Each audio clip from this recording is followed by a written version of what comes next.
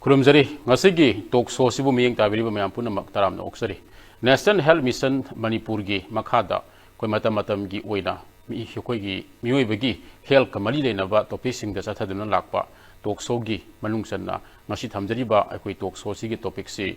ko impact of climate change on human health haiba hojiki matam sida yamna maru oiba sigumba topic amada aikona yumpham waraga ngasigi talkshow si thamjabani ngasigi talkshow siga aikona expert ona leibiriba sina aikoi state nodal officer zu oibiriba kai kamna jribe kai madam dr yangkhom nevita devini ahamada madam taram noksari madam akoina ngasi lokochariba topic se masi hojiki matamda yamna maru oiba akoi tangai phadana hojiksi khangdaba yadaba aduguma topic amani na khoin logjai haiba tare adu masigi matang sida khoina khananing mayam amadi lei adu ahan boina madam da laksening basi aikoi climate change haibasi madam karino aduga aikoi gi hojik malem gi oina 21st century sida hongai ba akoi climate ki climate change sina aikoi gi awang nongpok lamdam india gi di oiriba aikoi gi manipur gumba state amada aikoi kya yamna hojik sai thing piba hore haibana singba soida ahan boina thanbiro meda aduga makhata matang amulak seke akoina climate change hairagadi lisang sitna ayinga sagi khalsida ahong balak nipa khudam moina harabada khogi nongju nungsagi matam nairakta sabagi sang hengalakpa ingbagi matam winter months tenjalakpa nagi hadi wildfire gumba sugumba mayam ama tholakliba ahong base akogi akoibagi saktam sida saphu ma pirakliba se asibo khoina climate change haire aduga weather hairagana khogi atmosphere sida nongmagi hauji oiriba saktam atmosphere da inga sa sida ngasi di nong mange natraga nungsa sare sugumba sina khoina weather haire ada climate change sina aikoigi kari hani akoibagi saktam sida honghan lakliba mawong asina ultimately aikoi kai hani haktheng na natraga na koina na khoigi ultimate impact se human health sida ohel ieba ado khoina khajiktang kari karam haina sumaina climate change hadi ainga sagi khalda hongba porakleba se kamaina oiraklibano haibagi maram khajiktang panjarabada aikoi mioibana khoigi umang wamang yanthatpa uwa yanthatpa aduga seasonariba engine panba gari singdagi thaktorokpa maikhu adagi maitan u singna singba mai thaba adagi amot akai mai thaba aduga loinana khoigi factory gumba industries gumba adagi khoina thawriba engine gari hai sugumba dagi thaktorokpa maikhu singse asina khoigi climate change sida oirakpagi achobu maram ama oheleba aduga khoi haujikse akoina World Health Organization gi matungina 2030 dagi 2050 bhausigi manung sida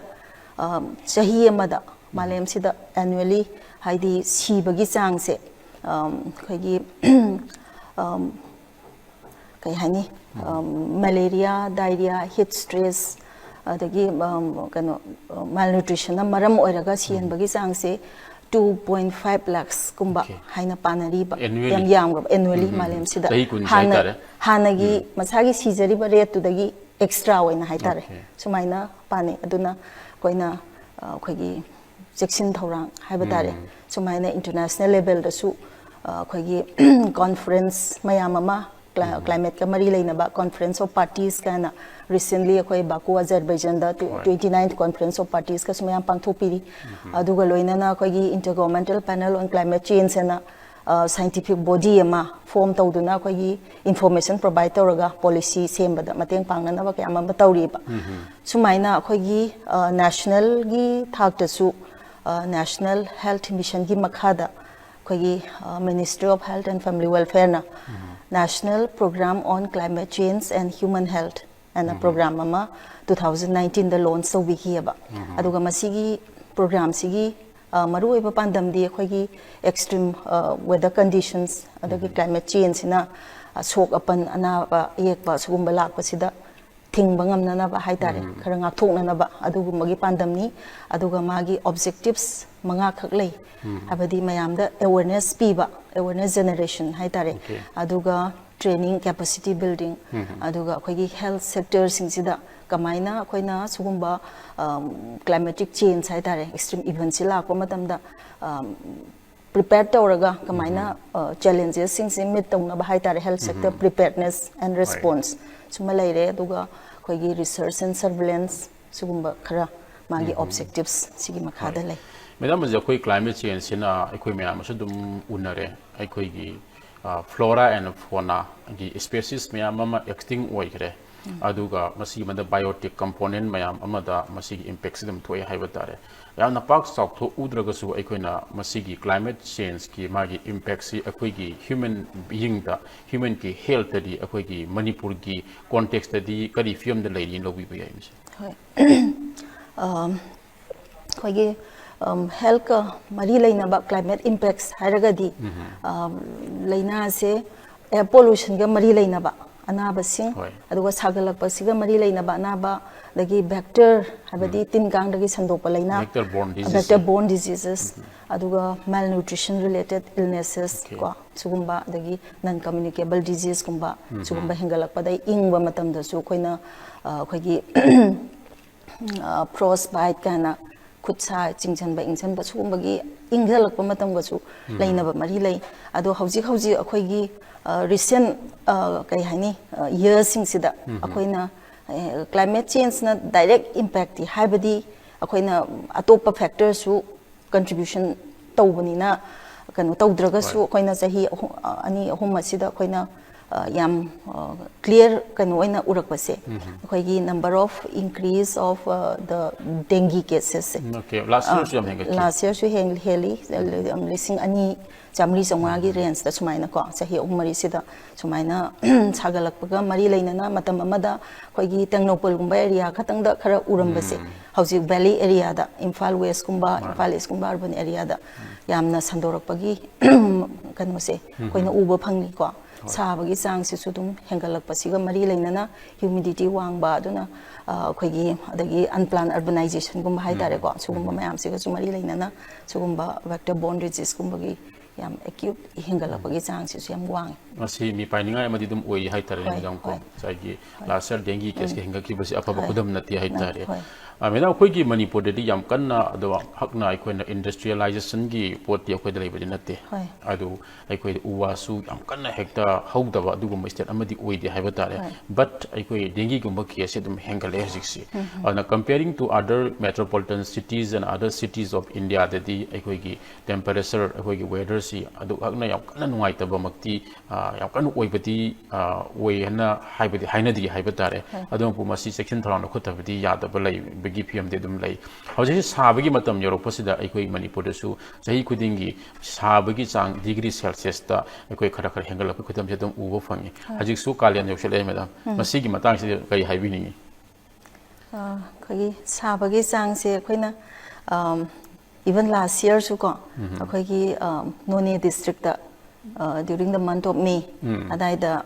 khoi gi director of environment gi khoina report logja matam dai was 39 degrees Celsius 40 degrees Celsius maina lei ko ada akhoi gi sida di humidity se masagi wangja banina above 70 80 maina sum lei banina khoi gi kai hani mayam da nungai handaba ba kano madi la e ba sabagi kano se adumapu akhoi gi sigi program sigi makhada khoina heat wave prone na state 23 ka identify to bi ba India gi oina adu gi manungda khoi gi state maksi hoji makki di yaude adu mapu akhoina section thorang di tawda ba yade mayam da awareness kumba habadi heat sina kari kari soan ba yai kholi habagi akhoina masigi matang da akhoina mayam da khanghan da ba di yade ba adu khudam moina akhoina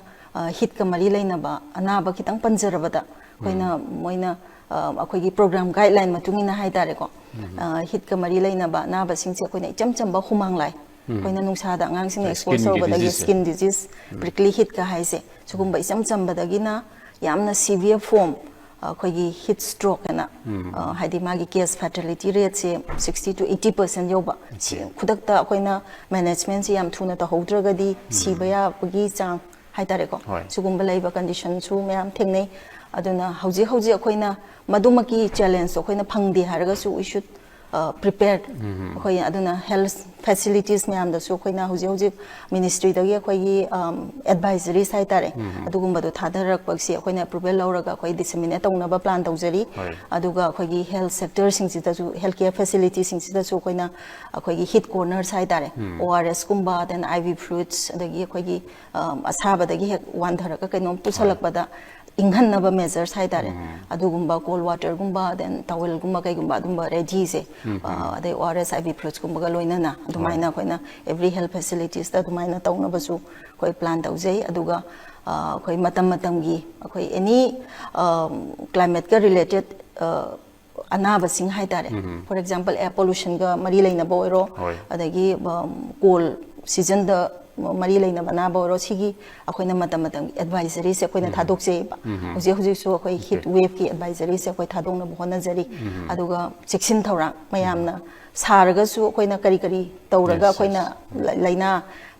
akaidi sabam siga mari leina bana basing sidage kamaina ngak thokadage preventive measures hai tare madugi tamakta akoina advisory thadok na bhona jari thadok piri ko meda adu aikoi hajik se isam chamba mi oi amana hekta akoina lokot piyaba isam chamba haiba tare akoina saraga na yam kanna saba matam inga ga yam kanna ingma matam swaida aikoi se protection tawna gi damakta isam chamna akoi medam one advisory budi dum pibiri ko adu noina ma paba kudi makti yorom moi hana khanjai ayobu budi oisano adu bo asai gi isam chamna akoina mi amana hekta lokot piyaba thapuk sing hidi medam kari kari lei masid akoi gi yam sagalak pat matam sida akoina haidi yam tangai phadana mapanda thabak chataba yadaba natragadi yari gaidi imung manung urungumba ta leibiyo haiba aduga loina loina na seli sariba phiron singsisu khoigi cotton gi oiba machu awauba gumba sumaina kano tobiba aduga khoigi mapanda thabak suba matamda oraga su adagi manungda lerga su isingse khawrang bai phau phaudraga su yam toina thakpiba aduga khoigi yu gumba cha coffee sugumba si yari gaidi thadokpiba aduga matam matam gi khoi seasonal fruits kumba se vegetables kumba si phajana kano tobiba haidi balanced diet and proper nutrition se phajana tawraga di khoina sidagi su ngakthokpa ngambagi kano si layeba adagi mapanda khoina nungsa sida tangai phadana chattaba yada thabaki thokpa taraga su satin gumba natraga tupi aphanba natraga thi ko khumjandiba khotpa sugumba se darkar lei madam अखोई हजिक से climate change से मणिपुर से दम थोकदब नाते जिक थोए अखोई अदम मपालों का मानद्रगसु अदम अखोई मसी इंपैक्ट से लई मखोई लेबा अमखकी ओबिया बपोती ओइद्रे ग्लोबल की इशू ओइरे हतारे सही क्लाइमेट चेंज की मतंग से अद अखोई सिदा मियाम सी तोंगा तोंगा अखोई डिपार्टमेंट यावना अदगी लना की एनजीओ खंगदे मखंगदे मयाम सिना मयाम से एनवायरनमेंट की मतंग दा क्लाइमेट चेंज की मतंग ने ज्ञान ताना बसे दम पांगथोगा लाकनरीनी अदबु लाकना अखोई से अदम अखोई क्लाइमेट चेंज दम लाक्सलकबा हाइतारे और 21st की अखोई 21st सेंचुरी की स्वाइसिदा लाइबा अखोई ग्लोबलाइजेशन की वेब अदे मणिपुर दा हजिक उवा अचौ अचौबा चिंगसिंगदा हौगदबा उवा सिंगदी सांगसी यौरक्तबा अदे सिगुम्बा कई करा मैम से अखोइना मसी मेखत्पा ngam-gadra मसीगी पोसिदा अखोइ सुम चत्था तारगदी अखोइ से कई ओइबा याई मसीदा अखोइना कई कई प्रिवेंशन सी तंगाइ फदन लौबा मथौ ताय लौबिगी अखोइ हजिकसिबो aina haijening ba akhoi political will and commitment government ki side tagi akhoi gi lokhat pa yaba thabak mayam ama adum lokhat piri ko asida khoina akhoi gi for example air pollutants haidi greenhouse gases emissions se thokan bada chawba mateng pang leba khoi gi yam matang kuina seasonaraba 15 years kumba gi mathakta leiba vehicles kumba dugumba then afforestation gi plan matam gi ko mayam government gi side su lokhat piri atopa department gi su mayam ama ko siga loina na akhoi na individual level da akhoi na su tawba yaba activities habadi yum dagi akhoi na energy seasonabada oiro maram chadana dagi vehicle oiro engine pan bagari oiro maram chadana pangthau thau pidaba dagi yumda akhoi gi water oiro dagi electricity oiro da ka laitaba matamda waste tawbidaba sugma mayam adagi akhoi na yumgi akoibada uwa thaba khotpa sugma sisu mathau tayana dum khanse गाड़ी की मता madam अखोई की सही 35 खतन नत्रे हाइतारे सही लेतरे हाइतारे koi Manipur di gari si thau bot yang yang bin basi koi government ki side gi stringent actions policies ama mathau tai saigi ya koi gari sahi am basing tholai ba mai khu si kathia manung ga chatpada masi afabadi oiru duini meda saigi tholai ba mai khu sigi mai khu myam sina koi gi kari hani greenhouse gases na myam ama emit biri dana for example carbon dioxide methane dagi ground level ozone gumba nitrogen dioxide gumba myam ama dai pollutants using koi black carbon sidagi yauriba particulate matters koi 2.5 10 ka haisina koi gi kai hani akhoi sor honjan bada sor hon bagi lambi si da khatang da na bana tabida those fine particles si di akhoi e gi khongjen da baw yausan gi bangam me ba sina yausan gra khoi gi heart kumba da heart attack to honba brain yoga stroke kumba da honba ya bagi khudong thi ba su mayam ma lei ba aduna khoi gi that greenhouse gas emissions asi khoi gi handan bada hai tare asina amuk hit sina air pollution gi wada na tibida koina hit se amuk trap tau khraga global warming tholaga it's just like the two sides of the same coin climate change ka ko sumaina idea koina carbon emission carbon dioxide CO2 se sulfur dioxide kumba the CO2 kumba harmful poisonous ba poisonous id carbon dioxide and poisonous sinati meda akoi photosynthesis mathau tari hai kare adu chang wang magi level madi laizari dana koi gi chumnagi atmosphere sida oh man mena koi gi hajik sigi koi program sigi makha de meda kai kai thabo lokhot piri koi gi hojik ki program national program on climate change and human health sigi makha da koi na hojik tawjari ba se IEC campaigns then capacity building aduga some health sector the preparedness and response ai nga sai panjagi bu do sigi sida koi na koi gi IEC activities study IEC campaign se matam matam dugi koi na koi gi international events like koi gi World Environment Day gumba the International Day of Clean Air for Blue Skies on 7 September koi state level su aduga all the 16 districts so koi na sugumba si organize tawje adi koi district ki su district nodal officer lay ba sigi program sigi aduna koi na matam matam dugi adugumba matam tawba matam da su sensitization to the public through social media and media press and media kano ki electronic and print media gi through the su koina to maina magi impacts myam haitare pollution gi oro heat gi oro sumba advisories adagi koina sensitization myam public sida su dum tawje aduga koina school gumba gi khara su adagi some of the relief camps in some of the districts so koina kamaina koi preventive measures haitare su gumba si khara tawje aduga training capacity building sigi makha da di koina national level da su koi se ai samak yauna koi district nodal officer kharaga national level training pb re ko aduga koina most state level la aga koi district nodal officers sing aduga block medical officers sing ja koina mu training sensitization on mainly focus akoi gi sigi program sigi makha da moina climate sensitive health issues 17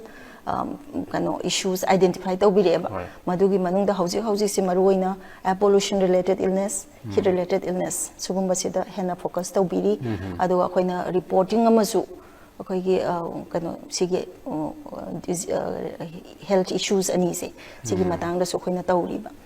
akoina adegi state level akoina pi gi ba training se sina mo district level da mo koina district da mo medical officers dagi ANMs CHOs the PRI members kumba koina moina mu sensitize tawraga public da community level da moina research tawna sumaina tawje aduga khoi health sector preparedness and response da aina nga sai haijagi ba summer season da khoi heat corners kumba thamba suma leire aduga loina na khoi rain water harvesting health care facilities in the rain water harvesting adum phase wise manner oina khoi dumaina chu tawje aduga solarization habadi energy efficient oiba limit ki mangan sa adu dumba madam khoi akhoi gi sai gi madam takpi bado khoi gi heat related diseases aduga khoi air pollution gi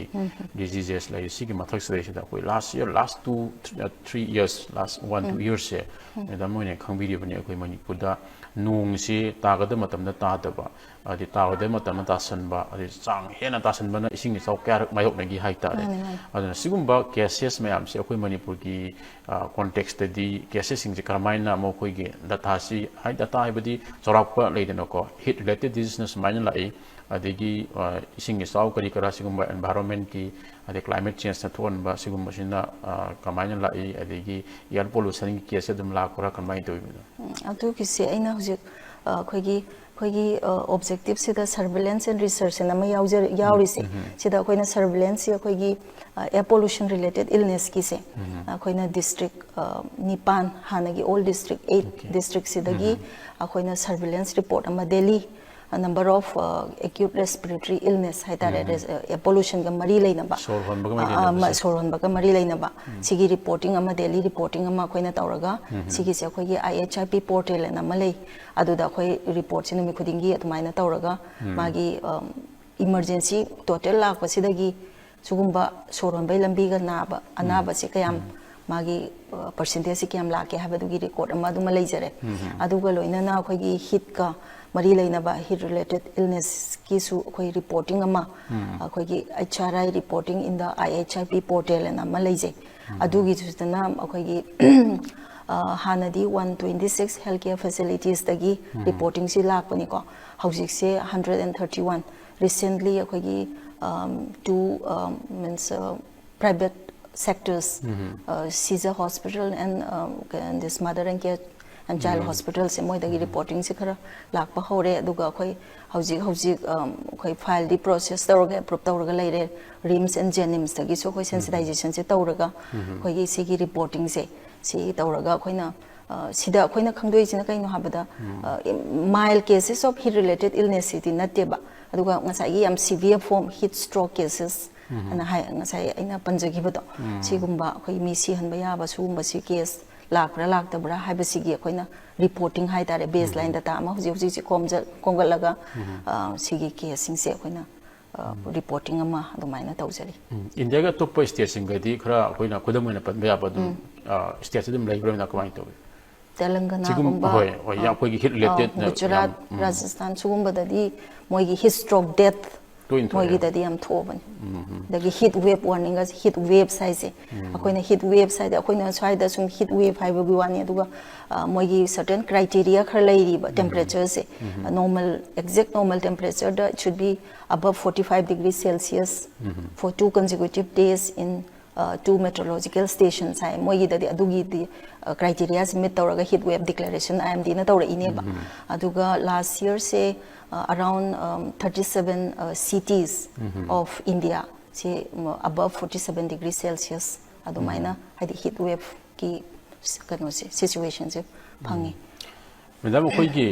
Manipur da hajara kan na koina sigumba yam saba matam se madam stage da koi gi mi sing se yum da leiba mi makhalama adegi mapana thoraga thabak chatpa thabak suba gi ama ade atopa man koina ground da field da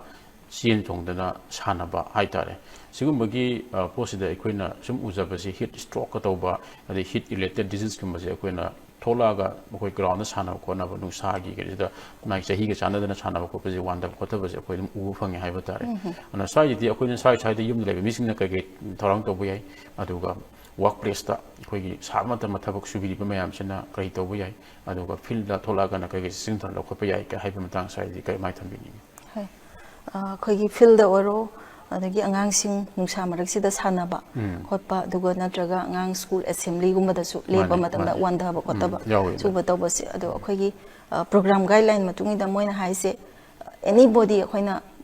maram mayam se langaga khoi hospital pura si khola sigi tawbida natabida khutakta khoina management se aying bazaga amda u makhada oiro yungi aying bazaga amda oiro yam thuna pusan biraga ma se ising aying bana akhoi kai ngaksam gumba dagi auxiliary area growing gumba sida ising aying bana satsan nan thopiraga phiron se lojan tawbiba inghan base the first priority is the cooling cool and later transport haibane moigi kanose hana any situation da whether it is in the field or in the kai hani jaga hospital da ona porak badasu sugumbaga related oiba casing sidi khoina ihan hambada inghan base aduga khoina during the transportation also ambulance sida so khoina ambulance preparedness moina khoigi ice pack kumba hapaga vehicle sing sida su khoi inghal laga dum pubi se si yam mathau taena ꯀꯩꯅꯣ ꯇꯧꯏ ꯍꯧꯖꯤꯛꯀꯤ ꯃꯇꯝꯁꯤꯗ ꯀꯃꯟ ꯑꯣꯏꯅ ꯊꯦꯡꯅꯕ ꯑꯃꯇꯪꯒ ꯄꯟꯖꯒꯦ madam ꯑꯩꯈꯣꯏꯒꯤ ꯁ꯭ꯀꯨꯜꯁꯦ madam ꯀꯅꯥꯒꯨꯝꯕ ꯁ꯭ꯀꯨꯜꯗꯤ ꯑꯩꯈꯣꯏꯅ ꯖꯤꯡꯒꯅ ꯀꯨꯞꯄ ꯁ꯭ꯀꯨꯜꯁꯤ ꯌꯥꯝ ꯁꯥꯕ ꯌꯥꯎꯋꯦ ꯑꯗꯣ ꯑꯉꯥꯡ ꯌꯥꯝꯕ ꯑꯗꯨꯅ ꯃꯥꯁꯦ ꯑꯉꯥꯡꯁꯤꯡꯁꯦ ꯋꯥꯕ ꯑꯗꯒꯤ ꯁ꯭ꯀꯨꯜ ꯆꯠꯄꯗ ꯚꯦꯟꯗ ꯆꯠꯄ ꯑꯉꯥꯡꯁꯤꯡꯁꯦ ꯈꯔ ꯌꯥꯝꯕꯅ ꯃꯔꯝ ꯑꯣꯏꯔꯀꯥꯟꯗ ꯁꯥꯕ ꯃꯇꯝꯗꯗꯤ ꯃꯈꯣꯏ ꯍꯥꯏꯕꯁꯨ ꯉꯝꯗꯕ ꯌꯥꯝ ꯋꯥꯕꯁꯤ ꯊꯦꯡꯅꯕ ꯍꯥꯏꯇꯥꯔꯦ ꯑꯗꯨꯅ ꯁꯤꯒꯨꯝꯕꯒꯤ ꯃꯇꯥꯡꯁꯤꯗꯗꯤ ꯀꯩ ꯇꯧꯕ ꯌꯥꯏ ꯃꯦꯗꯥꯝ ꯁꯤꯁꯨ ꯑꯩꯈꯣꯏꯒꯤ ꯁꯥꯏꯠꯇꯒꯤ ꯁꯖꯦꯁꯟ ꯇꯧꯕ ꯉꯁꯥꯏꯒꯤ ꯃꯍꯤ ꯃꯅꯥꯏ ꯐꯖꯅ ꯊꯛꯄ ꯈꯣꯠꯄ ꯑꯗꯨꯒꯨꯝꯕꯁꯤ ꯁꯖꯦꯁ ꯇꯧꯅꯤꯡꯉꯤ ꯑꯗꯨꯒ ꯑꯩꯈꯣꯏꯒꯤ ꯌꯨꯅꯤꯐꯣर्मꯒꯨꯝꯕ ꯁꯤꯒꯤ ꯃꯇꯝꯁꯤꯗꯗꯤ एजुकेशन डिपार्टमेंटꯒꯤꯁꯨ ꯄꯣꯂꯤꯁꯤ ꯑꯇꯣꯞꯄ ꯃꯌꯥꯝ ꯑꯃ ꯂꯩꯕꯤꯔꯝꯒꯅꯤꯀꯣ ꯑꯗꯣ ꯑꯩꯈꯣꯏꯅ ꯍꯦꯛꯇ ꯃꯤꯒꯤ ꯗꯤꯄꯥꯔꯠꯃꯦꯟट ꯑꯃꯗ ꯁꯨꯒꯤ ꯀꯩꯅꯣꯗꯤ ꯌꯥꯕ ꯅꯠꯇꯦ ꯑꯗꯨꯒ ꯁ꯭ꯀꯨꯜꯒꯤ ꯑꯦꯗꯚꯥꯏꯖꯔꯤꯁꯨ ꯃꯣꯏꯅ ꯑꯗꯨꯝ ꯀꯩꯅꯣ ꯇꯧꯔꯛꯑꯦꯕ ꯑꯗꯣ ꯁꯤꯒꯨꯝꯕ ꯃꯇꯝꯁꯤꯗꯗꯤ ꯑꯩꯈꯣꯏ ꯐꯤꯔꯣꯟ ꯌꯥꯝ ꯑꯆꯤꯟꯕ ꯌꯨꯅꯤꯐꯣर्म ꯁꯦꯠꯄꯗꯗꯤ ꯇꯥꯏ ꯄꯨꯟꯕ ꯈꯣꯠꯄ ꯂꯣꯏꯅꯃꯛꯇ ꯑꯆꯤꯟꯕ ꯈꯣꯠꯄ ꯁꯤꯒꯨꯝꯕꯁꯤꯁꯨ ꯑꯩꯈꯣꯏꯒꯤ ꯍꯦꯟꯅ ꯁꯥꯒꯠꯍꯟꯕꯗ ꯀꯩꯅꯣꯃ ꯐꯦꯛꯇꯔ ꯑꯃ ꯀꯟꯇ꯭ꯔꯤꯕ꯭ꯌꯨꯠ ꯇꯧꯗꯣꯏꯅꯦꯕ ꯑꯗꯨꯅ ꯑꯁꯤꯒꯨꯝꯕ ꯈꯔ ꯍꯥꯏꯇꯥꯔꯦ ꯆꯦꯛꯁꯤꯟ ꯊꯧꯔꯥꯡꯁꯤ ꯗꯔꯀꯥꯔ ꯂꯩꯌꯦꯅ ꯈꯜꯂꯤ ꯃꯦꯗꯥꯝ ꯉꯁꯥꯏ ꯈꯔ ꯄꯟꯕꯤꯈ꯭ꯔꯦ ꯑꯩꯈꯣꯏꯒꯤ ꯆꯥꯕ ꯊꯛꯄꯗ ꯍꯩ ꯔꯥ ꯆꯥꯕ ꯏꯁꯤꯡ ꯃꯍꯤ ꯃꯅꯥꯏꯁꯤꯡꯁꯤ ꯌꯥꯝꯅ ꯊꯛꯄꯤꯕ ꯈꯣꯠꯄꯤꯕꯁꯦ ꯀꯥꯟꯅꯩ ꯍꯥꯏ ꯑꯗꯨ ꯑꯩꯈꯣꯏꯒꯤ ꯌꯥꯝ ꯁꯥꯕ ꯃꯇꯝ ꯑꯗꯨ ꯌꯥꯝꯅ ꯏꯪꯕ ꯃꯇꯝꯁꯦ ꯁ꯭ꯋꯥꯏꯗ ꯑꯩꯈꯣꯏꯅ ꯅꯣꯡꯃꯗ ꯆꯥꯔꯤꯕ ꯆꯤꯟꯖꯥꯛꯁꯤꯡꯁꯤꯒꯤ ꯈꯔ ꯍꯣꯡꯗꯣꯛ ꯍꯣꯡꯖꯤꯟꯁꯦ ꯃꯁꯤ ꯃꯊꯧ ꯇꯥꯕꯒꯤ ꯑꯦꯔꯤꯌꯥꯁꯤ ꯂꯩꯕ꯭ꯔꯥ ꯀꯃꯥꯏꯅ ꯇꯧꯏ ꯃꯦꯗꯥꯝ ꯍꯣꯏ ꯑꯩꯈꯣꯏꯅ ꯌꯥꯝ ꯏꯪꯕ ꯃꯇꯝꯗꯗꯤ ꯌꯥꯔꯤꯃꯒꯤ ꯏꯆꯝ ꯆꯝꯕ ꯏꯁꯤꯡ ꯑꯣꯏꯔꯒꯁꯨ ꯂꯨꯝꯕꯨ ꯂꯨꯝꯕꯨ ꯁꯥꯕ ꯃꯍꯤ ꯃꯅꯥꯏ ꯑꯗꯒꯤ ꯐꯤꯔꯣꯟ ꯑꯣꯏꯔꯒꯁꯨ ꯑꯩꯈꯣꯏꯅ ꯑꯩꯈꯣꯏꯒꯤ ꯐꯤ ꯑꯊꯥꯕ ꯑꯃꯈꯛꯇꯪ ꯁꯦꯠꯄꯒꯤ ꯃꯍꯨꯠꯇ ꯐꯤꯁꯤ ꯃꯔꯣꯟ ꯅꯥꯏꯅ ꯑꯃꯅꯤ ꯂꯤꯠꯁꯟꯕꯤꯕ ꯑꯗꯒꯤ ꯈꯣꯡ ꯃꯥꯏꯒꯤ ꯁꯔꯨꯛ ꯁꯤꯒꯨꯝꯕꯁꯦ ꯑꯩꯈꯣꯏꯅ ꯑꯦꯛꯁꯇ꯭ꯔꯤꯃꯤꯇꯤꯁ ꯍꯥꯏꯇꯥꯔꯦ ꯈꯣꯡ ꯈꯨꯠ ꯃꯣꯖꯥꯒꯨꯝꯕ ꯑꯗꯒꯤ ꯀꯩ ꯍꯥꯏꯅꯤ ꯇꯨꯄꯤ ꯈꯪꯗꯦ ꯁꯨꯃꯥꯏꯅ ꯎꯞꯁꯟꯕꯤꯔꯒ ꯑꯦꯛꯁꯇ꯭ꯔꯤꯃꯤꯇꯤꯁꯤꯡꯁꯦ ꯑꯩꯈꯣꯏꯅ ꯑꯌꯤꯡꯕꯗ ꯑꯦꯛꯁꯄꯣꯖ ꯇꯧꯕꯤꯗꯕ ꯑꯗꯨꯒ ꯉꯁꯥꯏꯒꯤ ꯑꯩꯈꯣꯏꯒꯤ ꯀꯥꯂꯦꯟꯒꯤ ꯁꯥꯒꯠꯂꯛꯄ ꯃꯇꯝꯗꯗꯤ ꯑꯩꯅ ꯉꯁꯥꯏ ꯄꯟꯖꯈꯤꯕ ꯐꯤꯔꯣꯟ ꯇꯨꯄꯤꯒꯨꯝꯕ ꯎꯞꯁꯟꯕꯤꯕ ꯅꯠꯇ꯭ꯔꯒ ꯇꯨꯄꯤ ꯍꯥꯏꯗꯤ ꯇꯨꯄꯤ ꯑꯐꯟꯕ ꯅꯨꯡꯁꯥꯁꯤꯗꯩ ꯈꯟꯅꯕ ꯁꯥꯇꯤꯟꯒꯨꯝꯕ ꯁꯤꯖꯤꯟꯅꯕꯤꯕ ꯗꯦꯟ ꯑꯩꯈꯣꯏꯒꯤ ꯀꯩꯅꯣꯅ ꯐꯤꯔꯣꯟ ꯁꯦꯠꯂꯒꯁꯨ ꯃꯆꯨ ꯑꯋꯥꯎꯕ ꯑꯄꯥꯕ ꯀꯣꯇꯟꯒꯤ ꯑꯣꯏꯕ ꯁꯤꯟꯊꯦꯇꯤꯛ ꯑꯣꯏꯕ ꯀꯌꯥ ꯁꯤꯖꯤꯟꯅꯕꯤꯗꯕ ꯑꯗꯨ ꯃꯇꯝ ꯃꯇꯝꯒꯤ ꯑꯦꯅꯤ ꯔꯤꯂꯦꯇꯦꯠ ꯀꯩꯅꯣꯁꯦ ꯀ꯭ꯂꯥꯏꯃꯦꯠꯀ ꯔꯤꯂꯦꯇꯦꯠ ꯏꯜꯅꯦꯁꯁꯤꯡꯁꯤꯗ ꯑꯩꯈꯣꯏꯅ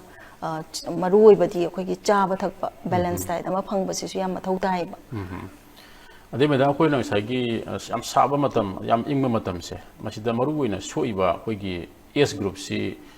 ꯀꯗꯥꯏ ꯀꯗꯥꯏꯋꯥꯏ ꯑꯦꯖ ꯒ꯭ꯔꯨꯞꯅꯣ ꯑꯗꯥꯏꯗꯨꯗ ꯑꯩꯈꯣꯏꯅ ꯀꯔꯤ ꯆꯦꯛꯁꯤꯟꯅ ꯂꯧꯈꯠꯄ ꯌꯥꯏ ꯀ꯭ꯂꯥꯏꯃꯦꯠ ꯆꯦꯟꯖꯁꯤꯅ ꯁꯣꯛꯍꯟꯗꯕ ꯑꯩꯈꯣꯏꯒꯤ ꯃꯤꯑꯣꯏ ꯂꯩꯇꯦꯀꯣ ꯂꯥꯏꯔꯕ ꯏꯅꯥꯛ ꯈꯨꯟꯕ ꯑꯗꯩ ꯗꯦꯕꯂꯞꯄꯤꯡ ꯅꯦꯁꯟꯁ ꯂꯣꯏꯅꯃꯛꯇ ꯆꯩꯊꯦꯡꯁꯦ ꯐꯪꯉꯤꯕꯅꯦꯕ ꯑꯗꯨꯕꯨ ꯁꯔꯇꯟ ꯒ꯭ꯔꯨꯞ ꯑꯣꯐ ꯄꯣꯄꯨꯂꯦꯁꯟꯁ ꯍꯥꯏꯕꯗꯤ ꯍꯦꯟꯅ ꯈꯨꯗꯣꯡꯊꯤꯕꯁꯤ ꯅꯪꯍꯟꯕ ꯍꯥꯏꯔꯒꯗꯤ ꯌꯥꯝ ꯄꯤꯛꯂꯤꯕ ꯑꯉꯥꯡ ꯑꯗꯒꯤ ꯌꯥꯝꯅ ꯑꯍꯜ ꯑꯣꯏꯔꯕ ꯁꯤꯒꯨꯝꯕ ꯑꯗꯒꯤ ꯑꯇꯣꯞꯄ ꯂꯩꯅꯥꯒ ꯁꯥꯒꯣꯟꯅꯔꯒ ꯍꯤꯡꯂꯤꯕ ꯃꯤꯑꯣꯏꯁꯤꯡ ꯂꯣꯏꯅꯅ ꯑꯩꯈꯣꯏꯒꯤ ꯈꯔ ꯁꯣꯁꯤꯌꯦꯜꯂꯤ ꯃꯥꯔꯖꯤꯅꯦꯂꯥꯏꯖ ꯑꯗꯨꯒꯨꯝꯕ ꯑꯗꯒꯤ ꯀ꯭ꯂꯥꯏꯃꯦꯠꯁꯤꯒꯤ ꯆꯩꯊꯦꯡ ꯐꯪꯗꯅ ꯐꯣꯔ ꯑꯦꯛꯖꯥꯝꯄꯜ ꯂꯦꯟꯁ꯭ꯂꯥꯏꯗꯀꯤ ꯅꯠꯇ꯭ꯔꯒ ꯐ꯭ꯂꯠꯀꯤ ꯑꯦꯔꯤꯌꯥꯗꯒꯤ ꯃꯌꯨꯝꯁꯦ ꯑꯇꯣꯞꯄ ꯃꯐꯝ ꯑꯃꯗ ꯗꯤꯁꯄ꯭ꯂꯦꯁ ꯇꯧꯔꯕ ꯀꯥꯡꯕꯨꯁꯤꯡ ꯁꯤꯒꯨꯝꯕꯁꯤꯡꯁꯤꯗ ꯑꯗꯒꯤ ꯑꯇꯣꯞꯄ ꯂꯩꯅꯥꯒ ꯁꯥꯒꯣꯟꯅꯔꯒ ꯍꯤꯡꯕꯁꯤꯡꯁꯦ ꯁꯤꯒꯨꯝꯕꯁꯤꯗ ꯍꯦꯟꯅ ꯈꯨꯗꯣꯡꯊꯤꯕꯁꯤ ꯂꯩ ꯍꯦꯟꯅ ꯁꯣꯛꯍꯟꯕꯒꯤ ꯈꯨꯗꯣꯡꯊꯤꯕꯁꯦ ꯍꯥꯏꯗꯤ ꯑꯩꯈꯣꯏꯅ ꯍꯦꯛꯇ ꯃꯤ ꯂꯣꯏꯅꯃꯛ ꯑꯗꯨꯝ ꯀ꯭ꯂꯥꯏꯃꯦꯠ ꯆꯦꯟꯖꯀꯤ ꯆꯩꯊꯦꯡꯁꯦ ꯐꯪꯉꯤꯅꯤ ꯑꯗꯨꯕꯨ ꯁꯔꯇꯟ ꯑꯩꯈꯣꯏꯒꯤ ꯑꯦꯖ ꯒ꯭ꯔꯨꯞ ꯈꯔꯗꯗꯤ ꯍꯦꯟꯅ ꯆꯦꯛꯁꯤꯟꯕꯒꯤ ꯃꯊꯧ ꯇꯥꯕꯗꯤ ꯑꯗꯨꯃꯛ ꯂꯩ ꯍꯥꯏꯕꯤꯕꯅꯤ ꯍꯥꯏꯇꯥꯔꯦ ꯃꯦꯗꯥꯝ ꯑꯩꯈꯣꯏꯒꯤ ꯍꯧꯖꯤꯛꯁꯤ ꯑꯩꯈꯣꯏꯒꯤ ꯃꯅꯤꯄꯨꯔꯒꯤ ꯑꯣꯏꯅ ꯌꯦꯡꯕꯗ ꯑꯩꯈꯣꯏꯒꯤ ꯃꯤꯑꯣꯏꯕꯁꯤ ꯑꯩꯈꯣꯏ ꯃꯅꯤꯄꯨꯔ ꯈꯛꯇꯒꯤ ꯅꯠꯇꯕꯤꯗ ꯍꯥꯏꯕ ꯇꯥꯔꯦ ꯃꯇꯝ ꯑꯃꯗ ꯑꯩꯈꯣꯏ ꯀ꯭ꯂꯥꯏꯃꯦꯠ ꯆꯦꯟꯖꯁꯤ ꯃꯥꯌꯣꯛꯅꯕ ꯉꯝꯗꯗꯅ ꯑꯇꯣꯞꯄ ꯖꯤꯕ ꯃꯌꯥꯝ ꯑꯃ ꯃꯨꯠꯈ꯭ꯔꯦ ꯍꯥꯏꯕꯒꯤ ꯑꯗꯨꯝ ꯋꯥꯔꯤ ꯂꯥꯏꯔꯤꯛ ꯃꯌꯥꯝꯗ ꯐꯪꯅꯔꯤ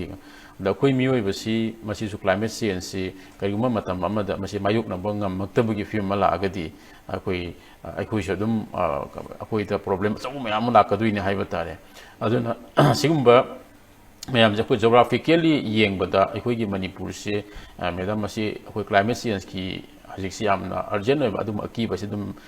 ꯂꯩ ꯍꯥꯏꯅ ꯂꯧꯗꯣꯏꯔꯥ ꯅꯠꯇ꯭ꯔꯒꯅ ꯑꯩꯈꯣꯏ ꯇꯨꯡꯒꯤ ꯐ꯭ꯌꯨꯆꯔꯒꯤꯗꯃꯛꯇ ꯈꯜꯂꯒ ꯑꯩꯈꯣꯏꯅ ꯁꯤꯒꯨꯝꯕ ꯑꯦꯋꯥꯔꯅꯦꯁꯁꯤꯒꯤ ꯃꯊꯧ ꯇꯥꯕꯅꯤꯅ ꯑꯩꯈꯣꯏꯅ ꯂꯧꯕ ꯌꯥꯕ꯭ꯔꯥ ꯀꯔꯝꯍꯥꯏꯅ ꯈꯟꯕꯤꯔꯤ ꯑꯩꯈꯣꯏ ꯃꯅꯤꯄꯨꯔꯗꯗꯤ ꯎꯟꯒꯤ ꯆꯤꯡꯒꯨꯝꯕꯒꯗꯤ ꯂꯩꯕꯗꯤ ꯅꯠꯇꯦ ꯍꯥꯏꯇꯥꯔꯦ ꯑꯦꯛꯖꯥꯝꯄꯜ ꯑꯣꯏꯅ ꯍꯥꯏꯖꯔꯀꯥꯟꯗ ꯑꯩꯈꯣই ꯍꯧꯖꯤꯛꯁꯨ ꯇꯨꯡꯒꯤ ꯖꯦꯅꯦꯔꯦꯁꯟꯒꯤꯗ ꯅꯠꯇꯕꯤꯗ ꯑꯩꯈꯣꯏ ꯍꯧꯖꯤꯛꯁꯨ ꯑꯗꯨꯝ ꯊꯦꯡꯅꯕ ꯆꯩꯊꯦꯡ ꯍꯥꯏꯁꯦ ꯑꯩꯈꯣꯏ ꯁꯥꯕꯁꯦ ꯍꯥꯏꯗꯤ ꯑꯩꯈꯣꯏꯅ ꯍꯤꯠ ꯁ꯭ꯇ꯭ꯔꯣꯛꯃꯛ ꯊꯦꯡꯅꯗ꯭ꯔꯒꯁꯨ ꯑꯩꯈꯣꯏꯅꯤ ꯇꯦꯝꯄꯔꯦꯆꯔꯁꯦ ꯈꯪꯁꯥ ꯁꯥꯒꯠꯂꯛꯄ ꯑꯩꯈꯣꯏ ꯑꯗꯨꯝ ꯊꯦꯡꯅꯔꯦꯀꯣ ꯑꯗꯒꯤ ꯋꯤꯟꯇꯔ ꯃꯟꯊꯁꯦ ꯊꯥꯏꯅꯗꯤ ꯊꯥ 2-3 ꯂꯩꯔꯝꯕꯗꯣ ꯍꯧꯖꯤꯛꯇꯤ ꯋꯤꯟꯇꯔ ꯃꯟꯊꯁꯦ ꯑꯣꯟꯂꯤ 1 ꯃꯟꯊꯀꯨꯝꯕ ꯈꯪꯏꯪ ꯏꯪꯖꯜꯂꯛꯄ ꯑꯗꯒꯤ ꯅꯣꯡꯖꯨ ꯅꯨꯡꯁꯥꯒꯤ ꯐꯤꯕꯝ ꯀꯥꯏꯔꯛꯄꯁꯦ ꯍꯥꯏꯗꯤ matam nairaktabasi sugumbasi it's an impact of climate change akoina si akoi di thengnadri habadi yade ba ado ngasai aina panjagi ba koi increase number of vector borne diseases kumba suddenly akoi gi saida tholai ba dagi flash floods kumba tholai ba myam se akoi unplanned urbanization si katang nataba ada akoi kai hani deforestation sugumbasina magi u wasing sina makongda subsalha phajalagoda ising je taraga tam thadaraga dause one go da kitang nong churakpada plap thadaraga koigi valley district flooded oiba khotpa sugumba mayam koi thengnariba singse it is one of the impacts of climate change aduga mari leina na koina koi drought kumba flood kumba sigi matam sida ikang isause sigi marak sida koigi kari hani hauba food crops haitare cheng oro gehu oro sugumba food product kano singse grain singse akhoi gi masiga haktheng nagi ba dagi carbon dioxide atmosphere da yam yawba sugumba sida hauba kano si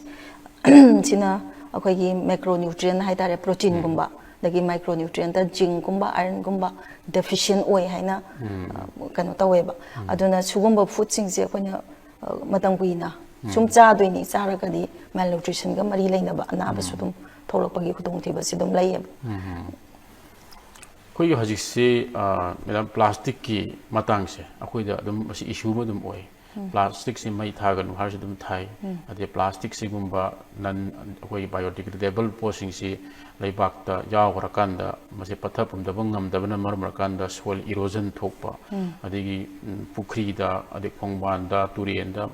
mama plastic ising thapai kari gi mayam nei unare haiba tare sin akoi ga chauba climate change ta mateng pang bani na akoi dum longnei hai tare ana sigumbagi matang akoi na climate change lai ai ga haksang da mi ga haksang da mi be haksang da soli haiba si akoi na wahi kha khang manat ba kudaktage akoina awareness thabok in onthokpasi masigi tangai phadabasi akoida leibra mayam se awareness iwa wap dong taw mo ko uri si meda swagi amang basi kari orak pay meda hausi some studies ta kogi sugumba microplastics haidare even angangi placenta kogi kanagumba dagi angang singsida koina thakpa jabada mama da kai da yawraga su sugumba pangbagi kano malaydana aduna sigi tungkoina sokhalakpagi yabagi khudong thibasi mayam ama layba haziki plastic mai thabi matang kitang masigi ano simon plastic mai thaba disu yam toxic oiba gas ama thoiba masina akhoi kai hani soron janbada dum yawraga long term da cancer gumba da honba yabagi khudong thibasi mayam layba koi harmful oiba gas mayam se अखोई हजिक से madam अखोई climate change सिना अखोई मियोई बदा हक्सांग सोली हाइबस madam सा खुदम खरा दुम PB गरे हाइब तारे अदु हजिक से अखोइना क्लाइमेट चेंज सिदी लाकनो हाइबदी यागदौ मानते अखोई मणिपुर दे फनायामना उ थारगसु फनायामना मयाम जने अवेयरनेस लेरगसु खरा मखैदी कनबदी याय अदुगा ग्लोबलाइजेशन की हजिल लाइव इंडस्ट्रियलाइजेशन की मतम सिददी अखोइना मसी क्लाइमेट चेंज थिंग मसीदी ग्लोबल इशू ने मसीदी आक्तंग गमगदौ मानदे हाइतारे अदुबु अखोइना यारि मखै ngakthonaबगी तंगाय फतबदी दुम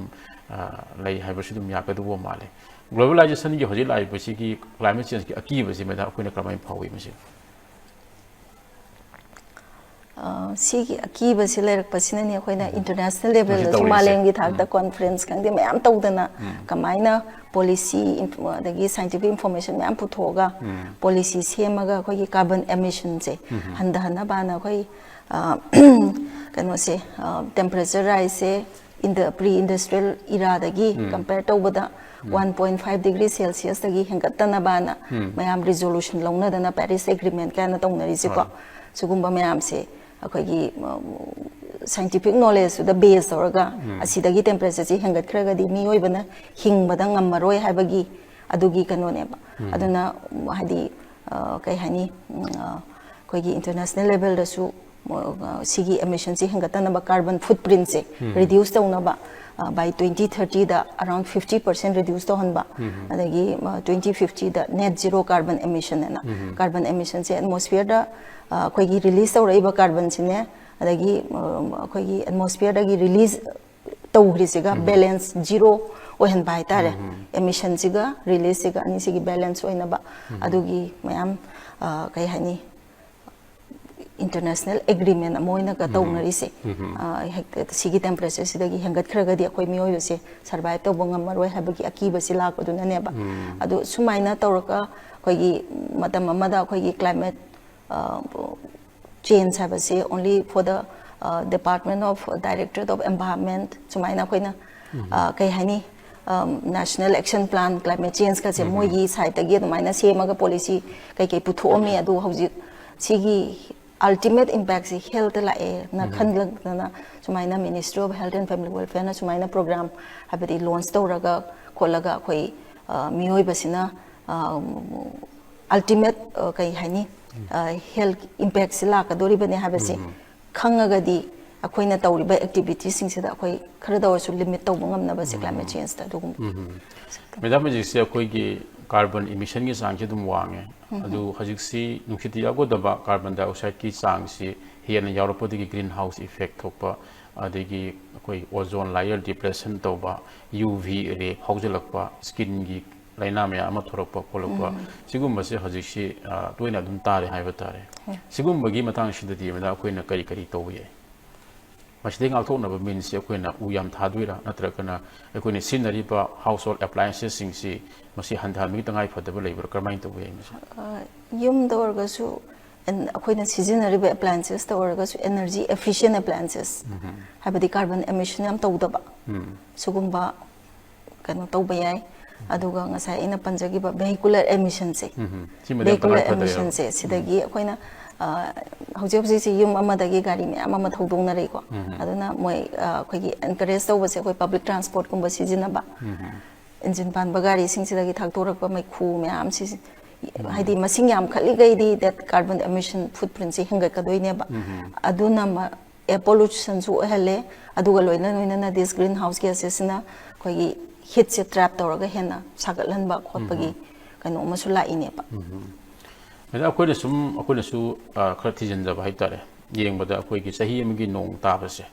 masi sahi amaga tabada nong tabagi magi nong ising dai yauri ba magi motpagi sang se masi hengala bodung na koina ujai haitare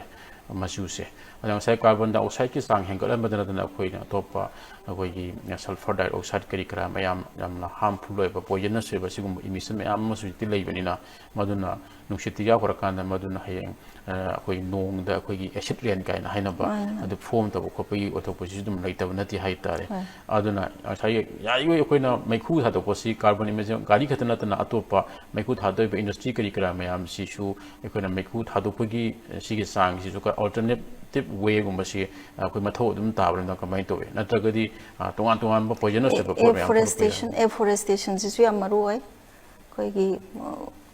carbon moina carbon sink oi doini dan carbon si subsan doine ba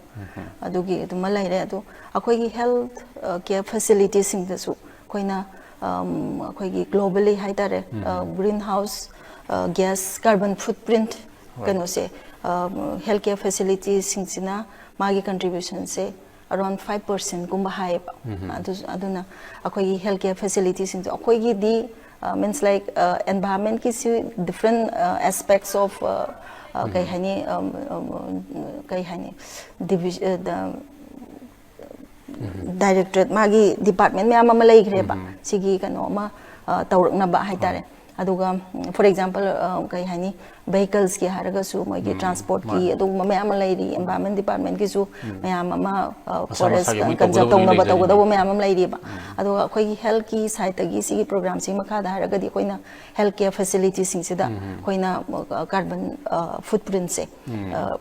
reduce tawbada mateng pangna ba haitare maram ama haraga di koina solarization gumba rain water harvesting gumba sugumba system khara tawrai se siga loina na khoi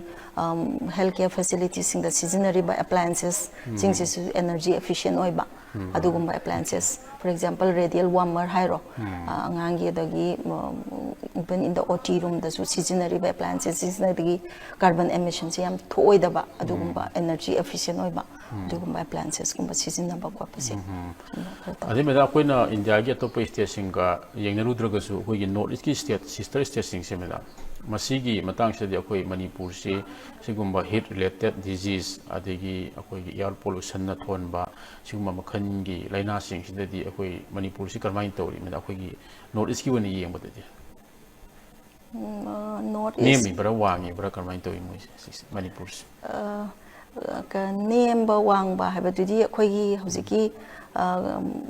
reporting sida akoina heat stroke case kumba se north east ki oina di akoina hoji phaugi di akoi adum heat stroke case mukti thengnadri ko aduga atopa khara laina hairagadi even thangnaba state sing Arunachal Pradesh kumba da Lyme disease kan anauba emerging disease haitare sugumba khara adum thengnar pa yawi aduga akhoi Manipur gumba da su अखोगी scrub typhus काना खरा temperature का humidity का अदुबु मागी दी factor अमले अखोगी busy area मा चंगेबा मागी अदु असोंबा मोसो अदु हंदक्ती ऑल द अखोगी डिस्ट्रिक्ट हाइतारे सुगुम्बा दai valley district तगी सु फंगी हाइना IDSP तगी रिपोर्ट से फंगजे अदु अखोइना को हाइदी कमाइना नोना थिगत पददी मोइसे पिकनिक कुंबा हाइतारे अदुगी जगह अदु चलुबा कोलबा टेम्परेचर एंड ह्यूमिडिटी बुसिबुदी याम फेवरेबल ओइरबा अदुगा लोइना लोइना ना दैट बुसी जंगल गुंबागी एरिया गुंबा सुगुंबा द एक्सपोज तौबा खोतपा सुगुंबा सिसु के मरम ले मरी ले मैडम हजिसे अखोइगी कनोसी मणिपुर की ओइना येंगबदा मयामसी ताराकांदा अखोइ क्लाइमेट चेंज सेना अखोइगी ह्यूमन हेल्थ थोलिब लेना मयामसे सी थोली काइन हाइबदा पगी की बसु फति हाइतारे अखोइ खर कीदना बाइतारे अखोइना लखगद जगिन थौरांगसे ए मसी होरेन हायेंग हे तोगदबु नते अखोइना होटना हुबगी कलहुबगी तंजा अमदि अखोइना ज्ञान वखन तारगदी लैदी का हाइबगी अदवाइदि करी हाइबिनि मेदा अखोइगी हौजिक हौजिक तगी हाइतारे को अखोइगी of course political will and commitment सिदी याम मरु ओइबा पोट अमा ख ओइरे को गवर्नमेंट की साइड तगी स्ट्रेंथन एक्शंस सुमा लाइरे अदु अखोइना युम युमदा इंडिविजुअल लेवल दा अखोइना तौबा याबसे अइना ngasai su panjagiba haidi section thorang अखोइ matam matam दुगी अखोइना पी संदोक्चरिबा एडवाइजरीज को सोशल मीडिया दा खंगदे रेडियो दा खंगदे टीवी चैनल दा खंगदे तुमाइना सो कोइना कनो तौजे अदगी अखोइ सेंसिटाइजेशन मफम फंगी चलगा सु स्कूल कई कई दा सु तौरिबा सुमाइना सिदा तौरिबा एडवाइजरी सिंग सि फजना इनबीबा अदुगा लोइना लैना अइना अखोइगी तौबा याबा एक्टिविटीज खरा हाइदी युंगी अकोइबदा उवा थाबा खंगदे अदगी अमोद अकाई मई थाबा खोतपा सुगुम्बा सि तौबीदबा देन इलेक्ट्रिसिटी ओइरो दरकार लैतबा मतमदा सिजिनरगा अदगी इसिंग ओइरो अननेसेसरी तुमाइना तौदबसे सिना आइगी लेवल दगी कार्बन फुटप्रिंट से पुथोकपदा हंदहनबगी मसक अमदि ओइगनी मैडम मोइगी साइटगिदी हजिकी अकोइना impact of climate change on human health की मतंग सिदा दम थबक मयाम लोखल पी तापी दिगो मिदा मसिदा कोइना करिगम थबक माइ पाके हरगदी अखोइ मयाम पुन होनबगी तंगाइ फतब खरदि लैब्रा दुम खनजे हाइतारे अदुना अखोइ लकाइ लकाइ की लैरिबा अखोइगी क्लब हाइबा तारे क्लब न सिंगबा कई क्लासिंग मयाम सिना अखोइना सिगुम्बा climate change न अखोइ मियोबदे पिरकपा याबसे मसीगी मतंगदा अखोइना खर लौबा याबा थौदांग हाइतारे हायेंग हिट स्ट्रोक तौरे हागदी हॉस्पिटल पुरगा तौबदुना मेडिकल की ओइरेदनको नतबिदा अखोइना थोक्त्रिङाइदा अखोइना प्रिकॉशनरी मेजर्स ओइना अखोइना अदुगम लोकल की बॉडी सिंगने लौबा याबा सिंगसे मसागी मतंगदि करी हाइबिनि लोक मरोबदि अखोइ सेंसिटाइजेशन सिने अवेयरनेस पीबसिने मयामदा हाइदि लोकल क्लब ओरो कई ओरो सिदा अखोइना अखोइगी मतम मतम की चना कांगलोन से कोइना इन्नबा मोइनासु अवेयरनेस स्प्रेड तौबीबा अदुगा ngasai प्रिवेंटिव मेजर्स दा कोइना एडवाइजरी सिंग दा ई हाइरिबा सिंग दु फॉलो तौबीबा लोइनाना कईगुम्बा दुगुम्बा केस हिट की ओरो हिट का मरी लाइनाबा मवान धाबा खोताबा कइनो मथेंगनाबा मतमदा कमाइना मागी मैनेजमेंट दो कमाइना एज अ मेडिकल प्रोफेशन नतबा लकाइ दुदा खुंदुदा तौबा याबा खुदा की ओइबा तौबा याबा सेक्शन थौरांग सिंग दो मैनेजमेंट सिंग दो अखोइ मोइना अदुम कनो तौबा याय अखोइना सिगे मैलेना बसिंग सिमेदा अखोइना कम्युनिटी होनगम करिगुम्बदा अदुम मसी अवेयरनेस अदुम पांगथोक पया एंखले अदेगी निमिदांगदा माय अमा तौरगा पब्लिसिटी सबसे फनाम काननी मेधामुनि पी एडवाइजरी तो को मोइदे माय टू सिनरगा लारगदि हेना अखोइदा तानिंग मद फावगदुइनेबा Madam ji matam lo chale adom asi chilo chala pasi me maya the message sam tanga sigi impact of akoi climate change on human health se sigi mai le na madam moi site gi message sam tham bir climate change asina akoi gi mioi bagi hakjang sida makhan makhagi akoi gi khudong thiba madi leina mayam amuma chaitheng piri ko masi akhoina matam dugi oiba akoi gi site gi thadok seriba advisory singse inbiraga aduga loina na akoi gi yum da tawba yaba small activities akoi to limit this climate change si tawbiyo haina mayam da haijaning yam nungoi je beda masi National Health Mission Manipur gi makhada koi paring naina chatharak pa talk show koi human health ka mari na ba sigi manungsa na chatharak pa talk show koi ngasi ke topic koi impact of climate change on human health hai ba topic se da koi expert oina lengsin di bagi damakta koi state nodal officers oi bi ba kai kum nazar ba madam Dr. 𝐂𝐥𝐢𝐦𝐚𝐭 Nebita debi bu amkan thagat phongdok sai ngasi gi damakta ri koi talk show matang asai tension jari miyeng ta bi ba mayam puna puso amukan khurum jari